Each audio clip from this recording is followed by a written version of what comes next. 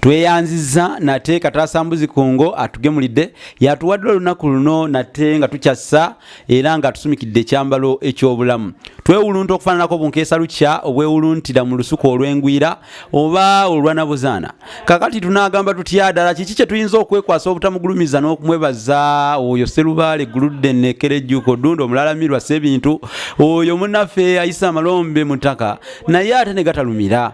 Kabaka wabakabaka ngamba Katonda tonda yatutonda era yatulamulira kyebagabagabira abalungi n'ababi ku lw'obwaliiri obulamu bwe bugaggata obulamu kyekiwango newankubadde nga akiina ab'obutiko. Kakati tuzze n'olwaleero tumazeeko nga muwogo bagamba wansi mmere wakati nku waggulu nva. Tulabe engeri gye tuyinza ate era okwongereza ku lukulu tusomese abantu ebintu eby'ensonga. Nze Musisi Bosa Geoffrey Munabusiro Nkonge ya Muvule n'antagwira kye yakimu kiwoowolo munyogwavu atalina mazzi talya ndi saava kubanga ni mwana wa Bambejja omukenkufu mu lulimi Oluganda era Ssaabasonyiwa Luka Luwoomya okwetoloola Ssengendo Nabulamu Sengule 2022 nga gwe mulundi gwo gusookera ddala okutweyungako soko subscribing olikinge okomenting osharinge nine muganda wange Franka owa M Franka Media olwaleero waali atudde obukonge ndawula bwe yatuula mu butwala oba atudde bukonge atudde entitibwa mirimu ze yatuula mu ndejje emabega wa kamera. Tulabenga buli kimu tukitwalaganya olulimi Oluganda tululwanirira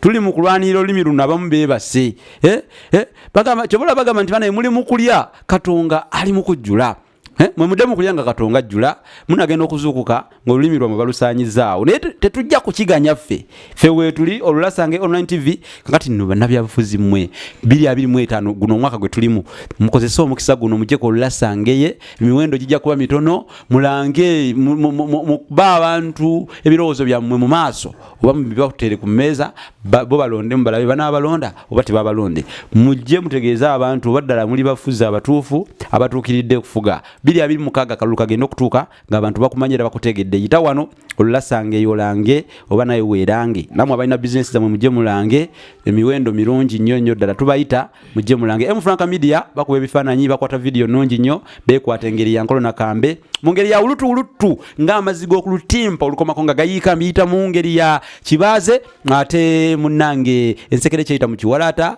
oba kawunguko nga ow'enkedi mu nnimiro kibaaze kyennyini ng'ekyomwanisi wataba kubanga akadde kantwala akasiribago ate bulijjo ebisibagane nnaka bye bintwala akanagguluba ngeri ya kisense kubanga obudde bo tebulinda temberenge telinda yebase mpologe. Kakati no leero okusigalamu akatoma kye kisoko kyensomesezzaako nenga sinaba kubagamba okusigalamu akatoma kansooke mbategeeza ebitabo bye twawandiika effumbekero ly'ebisoko kino kinnyonnyola ebisoko n'amakulu gaabyo. Waliwo kino kye bayita olulimi Oluganda n'ebigunjidwa ku mulembe Omutebi nakyo weekiri 3 bino bya 3 Bassekabaka b'ensimu wa kya 3 ng'okyefunirako naawe munnange nga weeyagala nga isesikaale buddo banange Bassekabaka b'ensimu wawa kifune olulimi Oluganda n'ebigunjidwa ku mulembe Omutebi nakyo osobola okukyefunirako wano ate ne wabaawo kino effumbekero ly'ebisoko bya Ssengule 2022 nakyo osobola okukyefunirako wano olulimi Oluganda n'obaako engeri gy'oyiga era n'olumanya. Labayo nsembya y'okwanjulira ekitabo ekiyitibwa Olulasangeye Luganda Dictionary oba olulimi Oluganda olw'edda olusanga muno ebisoko engero ebyafa n'enkozesa yaalwo kya 10,000 gyokka. Bitabo bino byonna nkusaba obyegulira oba bigulira abaana bazzeemu bannange mu masomero abayizi mubagulire ab'amasomero ba headmaster aba principal mwena ne amatendekero gonna mugule ebitabo bino biri mu library z'amatendekero gammwe amasomero mubigule tulyoke tubangula abaana baffe mu lulimi lwaffe tululwanirire. Ekyo kyosobola okukola kulwanirira olulimi kubanga bagamba nti olulimi ly'eggwanga olulimi kyeki ly'eggwanga kati lulwanire mu ngeri eyo. Waliwo ekitabo ekirala ekiwandiikibwa kiyitibwa enjogera n'engero z'Abaganda mu buziba osobola okuteekamu essomero lyo n'ogamba nti kannangiremu tugenda kuliteekamu bw'oba okola otya okukola ekintu ekyo ne bw'oba muntu sekinnoomu tosobola okuteekamu erinnya lyo oyingire mu byafaayo naawe obeerenga omulwanirizi w'olulimi. Ogenda kuyita ku 0781599343 olabe engeri gy'osobola okuteeka erinnya lyo mu byafaayo ng'owandiikibwako. Tujja kukikola naye musitukire mugira tego gw'ekyayi kubanga embeera ng'eterinda yeebase empologe ate tuba tugenda. Ati munnange olwatuka nga nkunyumiza okutuuka ewa Kakkolwe. Okutuuka ewa Kakkolwe enjogera amakulu gaayo galiwa bw'oba ogiwulira ogamanyi oba gwe gusoose okugiwulirako.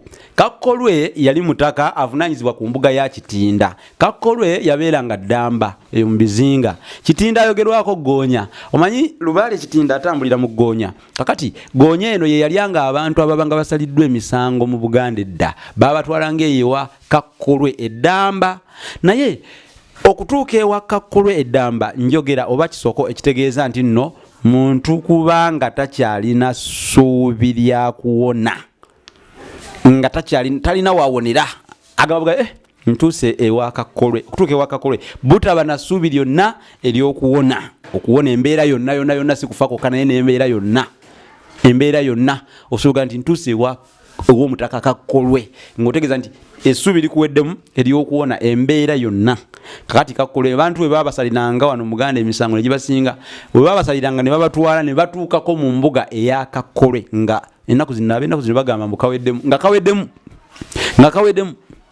anti nga Ggoonya egenda kubalya kubanga babatwala Ggoonya ye yabalyanga. Nolwekyo age makulu g'enjogera eyo okutuuka ew'omutaka Kakkolwe oba okutuuka ewa Kakkolwe. Kakati bannaffe betuteetera nabo Franka Media batuteekamu ensimbi Walusimbi Impact Fire Service batuteekamu ensimbi nabo. Franka Media bakwata video ennungi ku mikolo bakuba ebifaananyi ebirungi. Walusimbi Impact Fire Service bazikiza muliro ate n'okusomesa ebyekuusa ku muliro okutangira n'okuziyiza omuliro. Walusimbi Impact Fire Service bali mabega wa Kamwesi Shopping Mall. Akamwesi Shopping Mall eri ku Ludde Gayaza. Kutuukawo yinza n'okubuuza oba nkubira ku 0781599343 omanye ebisingawo. Kale abalungi bagamba nti ekiganira mbegera mmere kugwa mu ddiiro ate enkuba eyinga erobera empungu okweyanjuluza.